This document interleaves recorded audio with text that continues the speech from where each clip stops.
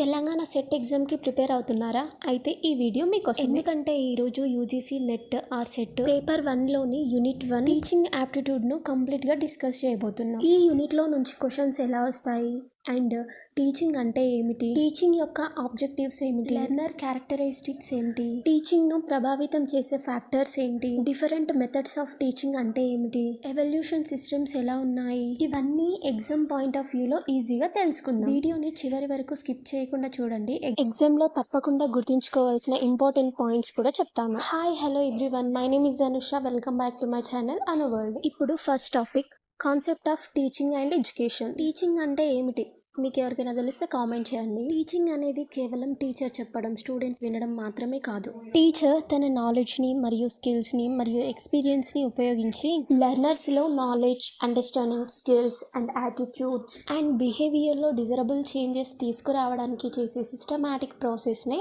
Teaching అంటాము. టీచింగ్లో ప్రధానంగా 3 elements ఉంటాయి. 1 teacher, 2 learner, 3 learning objectives. Teacher teaching చేస్తారు, లెర్నర్ నేర్చుకుంటారు. ఈ మొత్తం ప్రాసెస్కి ఒక ఆబ్జెక్టివ్ ఉంటుంది. ఇప్పుడు టీచింగ్ యొక్క ముఖ్య లక్షణాలు తెలుసుకుందాం. టీచింగ్ అనేది ఒక పర్పస్ఫుల్ ప్రాసెస్ అండ్ ఒక సోషల్ ప్రాసెస్, ఒక ఇంటరాక్టివ్ ప్రాసెస్. టీచింగ్ అనేది ఒక planned activity and learner centred గా ఉండొచ్చు. అలాగే టీచింగ్ అనేది కంటిన్యూయస్ ప్రాసెస్ గా ఉంటుంది. వీటిని టీచర్ టీచింగ్ అల్టిమేట్ ఎయిమ్స్ అని కూడా అంటారు. అయితే ఇందులో నుంచి ఎగ్జామ్ లో ఒక ఇంపార్టెంట్ పాయింట్ అడిగే అవకాశాలు ఉంటాయి.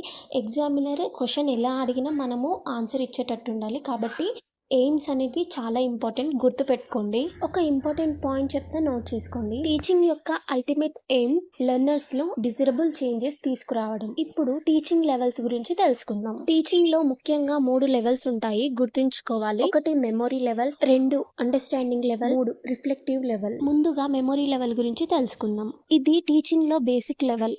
ఇందులో learner facts and information, definitions వంటి విషయాలు గుర్తుంచుకోవడం లేదా రీకాల్ చేయడం ప్రధానంగా ఉంటుంది. ఫర్ ఎగ్జాంపుల్, భారత రాజ్యాంగం ఎప్పుడు అమల్లోకి వచ్చింది. 2వది అండర్స్టాండింగ్ లెవెల్. ఇక్కడ లెర్నర్ కేవలం ఇన్ఫర్మేషన్ ని గుర్తుపెట్టుకోవడం కాకుండా దాని మీనింగ్ మరియు రిలేషన్షిప్ ను అర్థం చేసుకుంటారు. ఫర్ ఎగ్జాంపుల్, ఒక కాన్సెప్ట్ ఎందుకు వచ్చింది, ఎలా పనిచేస్తుంది అనే విషయాలను ఎక్స్ప్లెయిన్ చేయగలగడం. 3వది రిఫ్లెక్టివ్ లెవెల్. ఇది హయ్యర్ లెవెల్ ఆఫ్ టీచింగ్. ఇక్కడ లెర్నర్ ఒక ప్రాబ్లమ్ ని క్రిటికల్ గా అనలైజ్ చేసి రీజన్ ని ఉపయోగించి సొల్యూషన్ కి రావాలి. అందుకే రిఫ్లెక్టివ్ లెవెల్ ని problem solving plus critical thinking అని గుర్తుపెట్టుకోవాలి. సో ఎగ్జామ్ పాయింట్ ఆఫ్ వ్యూలో ఈజీగా గుర్తుపెట్టుకోవడానికి 3 ట్రిక్స్ చెప్తాను.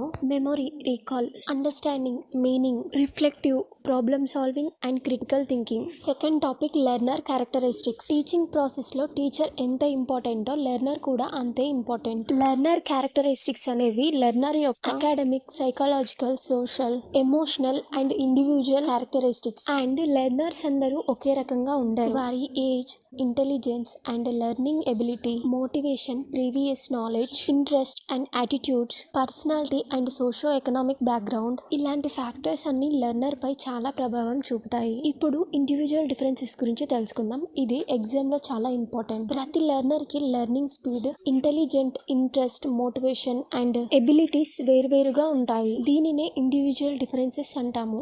ఫర్ ఎగ్జాంపుల్, ఒక స్టూడెంట్ ఒక కాన్సెప్ట్ను 10 మినిట్స్లో అర్థం చేసుకోవచ్చు. అండ్ మరొక స్టూడెంట్కి అదే కాన్సెప్ట్ని అర్థం చేసుకోవడానికి మరికొంత టైం ఎక్కువ పట్టొచ్చు. అందుకే ఎఫెక్టివ్ టీచింగ్లో టీచర్ ఇండివిజువల్ డిఫరెన్సెస్ను కన్సిడర్ చేయాలి. Learner characteristics and important classifications గురించి తెలుసుకుందాం. లెర్నర్స్ని బ్రాడ్లీ 2 కేటగిరీస్గా చూడవచ్చు, adolescent learners and adult learners. Adult లెర్నర్స్కి సాధారణంగా ప్రీవియస్ ఎక్స్పీరియన్స్ ఎక్కువగా ఉంటుంది. వారు ప్రాక్టికల్ రిలవెన్స్ ఉన్న విషయాలను ఎక్కువగా ప్రిఫర్ చేస్తారు. అందుకే అడల్ట్ ఎడ్యుకేషన్ లో లెర్నర్ యొక్క experience, motivation and needs, self direction చాలా ఇంపార్టెంట్. ఎగ్జామినర్ ఎగ్జామ్ లో క్వశ్చన్ ఇలా అడగొచ్చు, learners differ from each other mainly because of what. ఈ క్వశ్చన్ కి ఆన్సర్ ఇండివిజువల్ డిఫరెన్సెస్. ఇప్పుడు third topic, factors effecting teaching గురించి తెలుసుకుందాం. టీచింగ్ ఎఫెక్టివ్నెస్ మొత్తం ఒక్క టీచర్ మీద మాత్రమే డిపెండ్ అవ్వదు. చాలా ఫ్యాక్టర్స్ టీచింగ్ ప్రాసెస్ ను ప్రభావితం చేస్తాయి. ఇప్పుడు టీచర్ టీచింగ్ రిలేటెడ్ ఫ్యాక్టర్స్ గురించి తెలుసుకుందాం. టీచర్ యొక్క subject knowledge, communication skills and teaching skills and attitude and experience and personality and last final motivation. ఈ ఫ్యాక్టర్స్ అన్ని టీచింగ్ ఎఫెక్టివ్నెస్ పై చాలా ప్రభావం చూపుతాయి. ఒక టీచర్ కి సబ్జెక్ట్ నాలెడ్జ్ ఉన్న కమ్యూనికేషన్ స్కిల్స్ సరిగ్గా లేకపోతే స్టూడెంట్ కి కాన్సెప్ట్ అర్థం కాకపోవచ్చు. ఇప్పుడు లెర్నర్ రిలేటెడ్ ఫ్యాక్టర్స్ ఏంటో తెలుసుకుందాం. లెర్నర్ యొక్క intelligence, interest and motivation and previous knowledge and attention, learning ability and attitude ఇవన్నీ టీచింగ్ లెర్నింగ్ ప్రాసెస్ ను ప్రభావితం చేస్తాయి. ఇప్పుడు టీచింగ్ లో ఉపయోగించే సపోర్టివ్ మెటీరియల్ గురించి తెలుసుకుందాం. Text books, PPTs, charts, videos and digital resources, teaching AIDS ఇవన్నీ చాలా ఇంపార్టెంట్. ఇప్పుడు క్లాస్ రూమ్ లో అవైలబుల్ ఉన్న ఇన్స్ట్రక్షనల్ ఫెసిలిటీస్ గురించి తెలుసుకుందాం. Infrastructure and furniture and laboratory and library,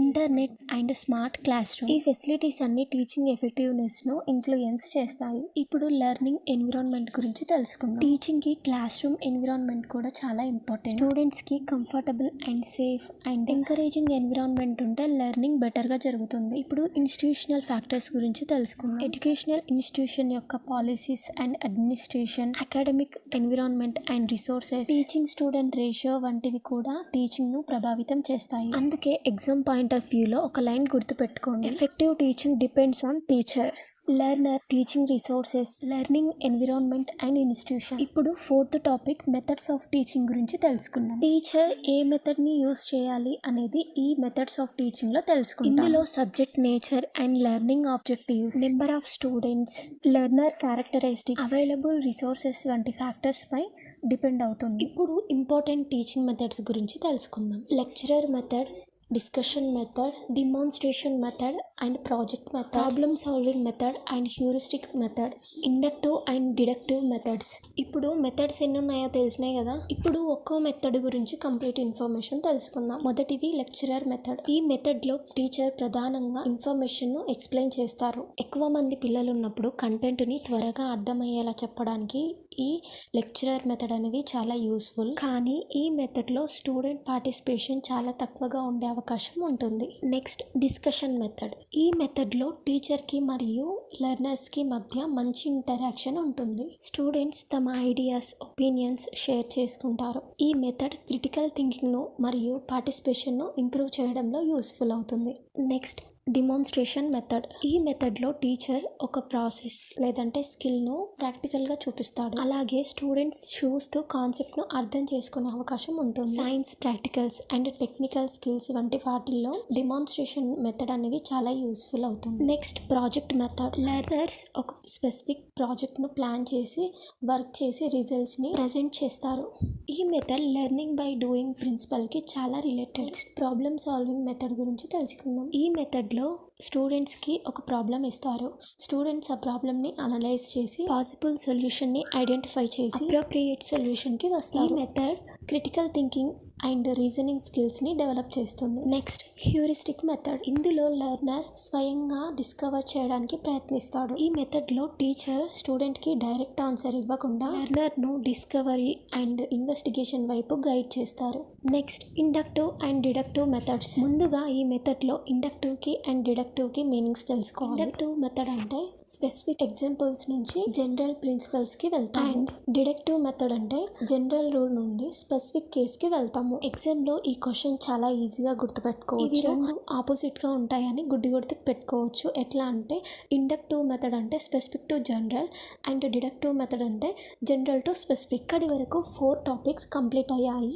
ఇప్పుడు 5th టాపిక్ ఎవల్యూషన్ సిస్టమ్. ఇదే యూనిట్ 1 లో చివరి టాపిక్. ఎవల్యూషన్ అంటే లెర్నర్ యొక్క లెర్నింగ్ ఆర్ పర్ఫార్మెన్స్ను సిస్టమాటిక్గా జడ్జ్ చేయడాన్ని ఎవల్యూషన్ అంటాము. టీచింగ్ ప్రాసెస్లో ఎవల్యూషన్ అనేది చాలా ఇంపార్టెంట్. ఎందుకంటే స్టూడెంట్ ఎంతవరకు నేర్చుకున్నారు, లెర్నింగ్ ఆబ్జెక్టివ్స్ అచీవ్ అయ్యాయి, ఇంకా ఏ ఏరియాస్లో ఇంప్రూవ్మెంట్ అవసరం అనే విషయాలు తెలుసుకోవడానికి ఎవల్యూషన్ ఎంతో ఉపయోగపడుతుంది. ఇందులో 4 టైప్స్ ఆఫ్ ఎవల్యూషన్స్ ఉన్నాయి. అవేంటో ఇప్పుడు చూద్దాం. Formative evolution and summative evolution, diagnostic evolution and placement evolution. ఇప్పుడు ఫార్మేటివ్ ఎవల్యూషన్ గురించి తెలుసుకో. తెలుసుకుందాం. ఈ ఫార్మేటివ్ ఎవల్యూషన్ అనేది టీచింగ్ లెర్నింగ్ ప్రాసెస్ మధ్యలో జరుగుతుంది. ఈ ఫార్మేటివ్ ఎవల్యూషన్ యొక్క ప్రధాన ఉద్దేశం improvement of learning. For example, teacher క్లాస్లో టాపిక్ ఎక్స్ప్లెయిన్ చేసిన తర్వాత ఒక క్విజ్ ఏర్పాటు చేశారు. తాను చెప్పిన టాపిక్లో స్టూడెంట్స్కి ఏ కాన్సెప్ట్ అర్థం కాలేదో తెలుసుకొని మళ్ళీ ఎక్స్ప్లెయిన్ చేశారు. అలాగే స్కూల్స్లో ఫార్మేటివ్ ఎవల్యూషన్ గురించి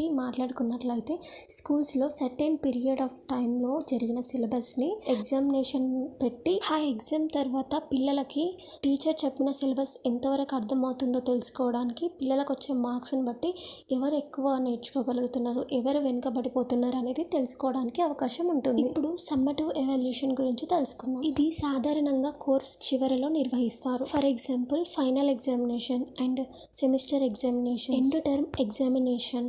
ఇవి సమ్మటివ్ ఎవల్యూషన్ కి ఎగ్జాంపుల్స్. అయితే ఇప్పుడు ఫార్మేటివ్ ఎవల్యూషన్ కి అండ్ సమ్మటివ్ ఎవల్యూషన్ కి ఎగ్జామ్ పర్పస్ లో ట్రిక్స్ చూద్దాం. ఫార్మేటివ్ అంటే during in the process, summative అంటే ఎట్ ద ఎండ్. ఇప్పుడు డయాగ్నోస్టిక్ ఎవల్యూషన్ గురించి తెలుసుకుందాం. స్టూడెంట్కి ఎగ్జాక్ట్లీ ఏ లెర్నింగ్ డిఫికల్ట్గా ఉందో తెలుసుకోవడానికి, ఐడెంటిఫై చేయడానికి డయాగ్నోస్టిక్ ఎవల్యూషన్ ఉపయోగిస్తారు. అయితే ఈ ఎవల్యూషన్ యొక్క మెయిన్ పర్పస్ ఏంటంటే ప్రాబ్లమ్ని ఐడెంటిఫై చేయడం. ఎగ్జామ్లో డయాగ్నోస్టిక్ ఎవల్యూషన్ అని అడగగానే మనకేం గుర్తు రావాలంటే ఐడెంటిఫికేషన్ ఆఫ్ లెర్నింగ్ డిఫికల్టీస్ అని గుర్తు రావాలి. ఇప్పుడు ప్లేస్మెంట్ ఎవల్యూషన్ గురించి తెలుసుకుందాం. ఇన్స్ట్రక్షన్ ప్రారంభించే ముందు లెర్నర్ యొక్క exciting knowledge and ability or level తెలుసుకోవడానికి ప్లేస్మెంట్ ఎవల్యూషన్ ఉపయోగపడుతుంది. దీని ద్వారా లెర్నర్ ను అప్రోప్రియేట్ లెవెల్లో ప్లేస్ చేయొచ్చు. ఇక్కడితో టీజీసెట్ పేపర్ 1లోని ఫస్ట్ యూనిట్ కంప్లీట్ అయ్యింది. ఈ యూనిట్ లోని డెఫినేషన్స్ మాత్రమే కాకుండా కాన్సెప్ట్, డిఫరెన్సెస్ అండ్ ఎగ్జాంపుల్స్ మరియు టీచింగ్ మెథడ్స్ మీద క్వశ్చన్స్ వచ్చే అవకాశం ఉంటుంది. కాబట్టి మీరు ప్రిపరేషన్ చేసేటప్పుడు ప్రీవియస్ క్వశ్చన్స్ కూడా ఒకసారి చూసుకోండి. బాగా ప్రాక్టీస్ కూడా చేయండి. వీలైనంత తొందరలోనే ఈ యూనిట్ నుంచి క్విక్ రివిజన్ వీడియో కూడా చేస్తాను. ఈ వీడియోలో ఉన్న ఇన్ఫర్మేషన్ మీకు యూస్ఫుల్ అనిపిస్తే వీడియోకి లైక్ చేయండి. మరిన్ని వీడియోస్ కోసం మన ఛానల్ని సబ్స్క్రైబ్ చేయండి. టీజీ సెట్కి ప్రిపేర్ అవుతున్న మీ ఫ్రెండ్స్ అండ్ ఫ్యామిలీ మెంబర్స్కి ఈ వీడియోని షేర్ చేయండి. Thanks for watching. And next వీడియోలో మరొక యూనిట్ నుంచి కంప్లీట్ ఇన్ఫర్మేషన్తో మేము ముందుకు వస్తాను. Bye bye.